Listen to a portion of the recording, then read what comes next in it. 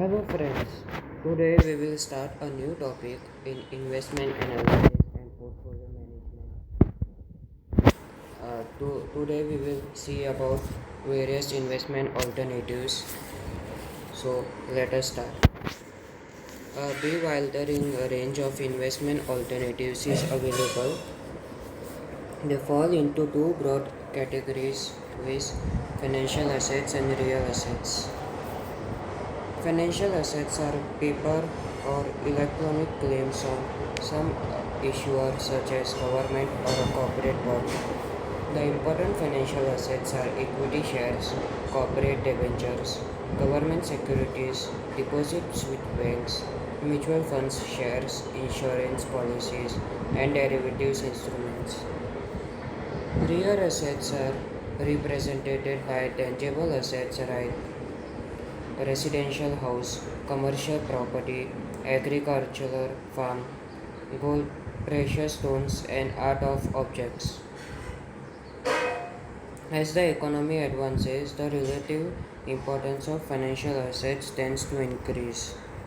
Of course, by a large, the two forms of investment. Of course, by and large, the two forms of investments are complementary and not competitive. For sensible investing, you should be familiar with the characteristics and features of various investment alternatives before you. Although the discussion is fairly up to date, the rapid changes in the world of investment leads to creation of new investment alternatives. If you understand the basic characteristic of major investment alternatives currently available, you will have the background to understand new alternatives as they appear. Non-marketable financial assets. A good portion of the financial assets of individual investors is held in the form of non-marketable financial assets like bank deposits, post office deposits, company deposits, and provident fund deposits. A distinguishing feature of these assets is that they represent personal transaction between the investor and the issuer. For example, when you open a savings bank account at the bank, you deal with the bank personally. In contrast, when you buy equity shares in the stock market, you do not know who the seller is and you do not care. The important non-marketable financial assets held by investors are briefly described below. Bank deposits, post office savings account, post office time deposits, we can call it is as POTD.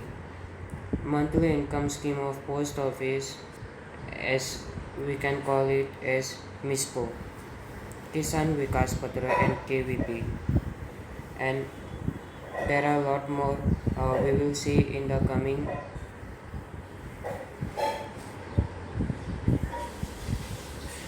Now we will see bank deposits.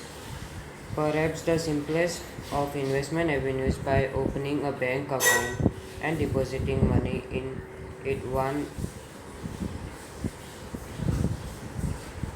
sorry perhaps the simplest form of investment alternatives by opening a bank account and depositing money in it one can make a bank deposit. There are various kinds of bank accounts: current account, savings account, and fixed deposits account. While a deposit in current account does not earn any interest, deposit in other kinds of banks account earns interest. The important features of bank deposits are as follows. Deposits in scheduled banks are very safe because of the regulations of the Reserve Bank of India and the guarantee provided by the Deposit Insurance Corporation, which guarantee deposits up to rupees 1 lakh per depositor of a bank. There is a ceiling on interest rate payable on deposits in the savings account. The interest rate on the fixed deposits varies with the term of the deposits.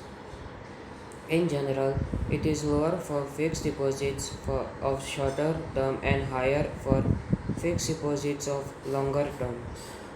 If the deposit period is less than 90 days, the interest is paid on maturity, otherwise, it is generally paid quarterly. Bank deposits enjoy exceptionally high liquidity. Banks now offer customers the facility of premature withdrawals of a portion or whole of fixed deposits. Such withdrawals would earn interest rate corresponding to the periods for which they are deposited. Loans can be raised against bank deposits. For savings bank account, most banks calculate interest on the minimum deposit between the 10th and the last date of the month. So the best way to maximize returns on your savings account is to treat it like a current account between 1st and 10th and a fixed deposit for the rest of the month. Post office savings account.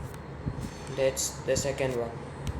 A post office savings account is similar to savings bank account. Its silent features are as follows. The interest rate is 3.5% per annum. The interest is tax exempt. The amount of first deposit should be at least rupees 20 for an ordinary account and rupees 250 for a checking account. The maximum balance that can be held is 50,000 for a single account and rupees 1 lakh for a joint account. Now we will discuss about post office time deposits. Similar to fixed deposits of commercial bank, post office time deposits have the following features. Deposits can be made in multiples of rupees 50 without any limit. The interest rates on post office time deposits are in general slightly higher than those on bank deposits. The interest is calculated half yearly and paid annually. No withdrawals is permitted up to 6 months. After 6 months, withdrawals are permitted, however, on the withdrawals made between 6 months and 1 year. No interest is payable. On withdrawals after 1 year, but before the term of deposits, interest is paid for the period the deposit has been held, subject to a penal deduction of 2%. A post office time deposits account can be pledged against any loan or something else. Deposits in 10 years to 15 years, post office cumulative time deposits account can be deducted before computing the taxable income under section 80G. Now we will see monthly income scheme of the post office. A popular scheme of the post office, the MISPO. It is meant to provide regular monthly income to the depositors. The silent features of the schemes are as follows. The term of the scheme is 6 years. The minimum amount of investment is 1000. The maximum investment can be 3 lakh in a single account or 6 lakh in a joint account. The interest is 8% per annum, payable monthly. A bonus of 10% is payable on maturity. There is no tax deduction at source. This is a facility of premature withdrawal after 1 year with 5% deduction before 3 years. Kisan means there is a facility of premature withdrawal after 1 year and 5% deduction before 3 years. Kisan Vikas Patra. It is the scheme of the post office. The Kisan Vikas Patra has the following features. The minimum amount of investment is rupees 1000. There is no maximum limit. The investment doubles in 8 years and 7 years. Hence the compound interest rate works out to 8.4%. There is no tax deduction at source. Kisan KVP can be pledged as a collateral security for raising loans. There is a withdrawal facility after 2.5 years. Now we will see National Savings Certificate. It is issued at the post office. National Savings Certificate has the following features. It comes in denominations of rupees 100, 500, 1000, 5000 and 10,000. It has a term of 6 years. Over the period, rupees 100 becomes 160.1 rupees. Hence, the compound rate of return works out to be 8.16%. The investment in NSC can be deducted before computing the taxable income under Section 80C. There is no tax deduction at source. It can be pledged as a collateral for raising loans. Now we will see company deposits. Many companies, large and small, solicit fixed deposits from the public. Fixed deposits mobilized by manufacturing companies are regulated by Company Law Board, and fixed deposits mobilized by finance companies, that is more precisely non-banking finance companies, are regulated by the Reserve Bank of India.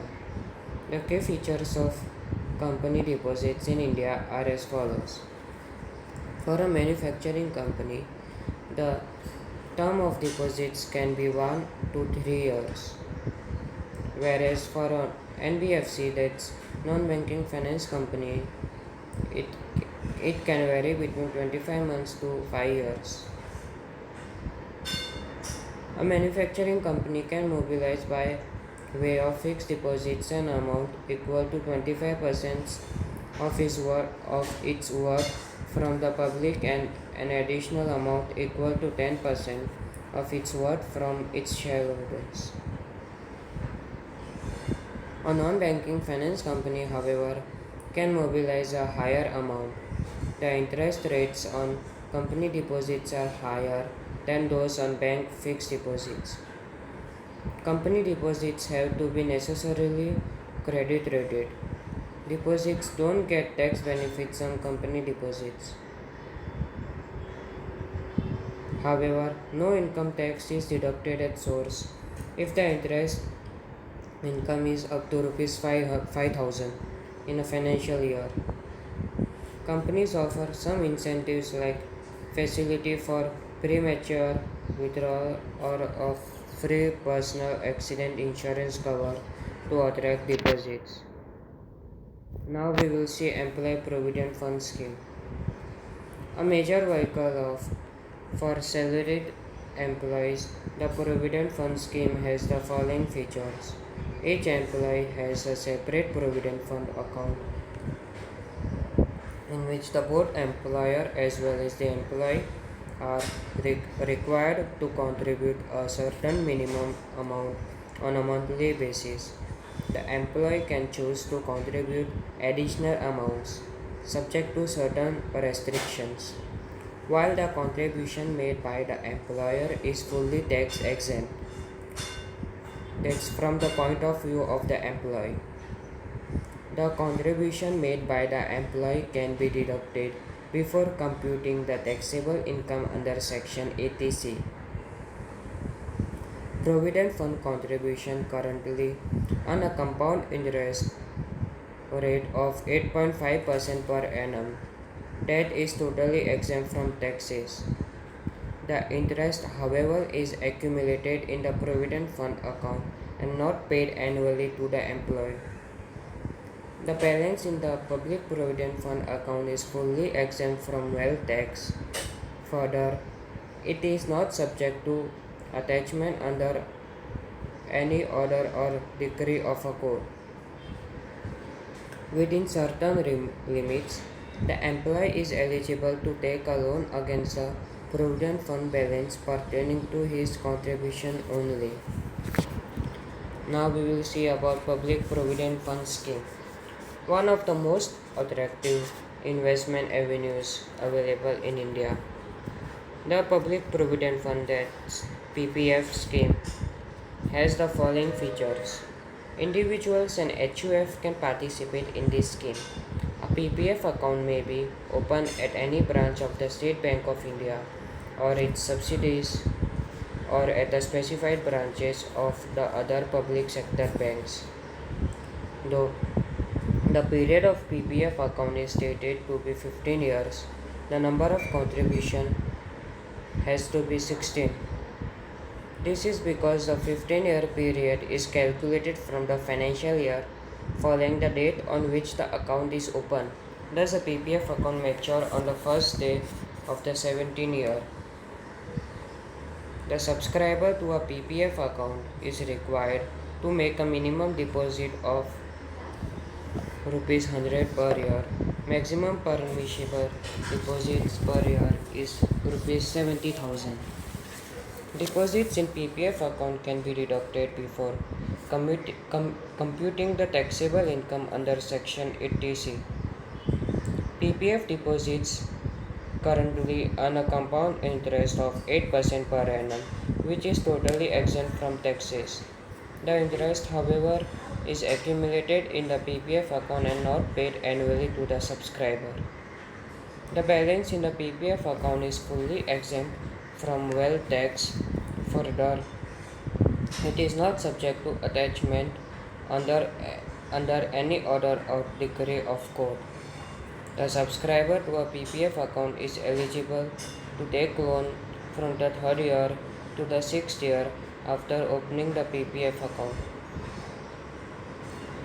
The amount of loan cannot exceed the sixth year after opening the PPF account.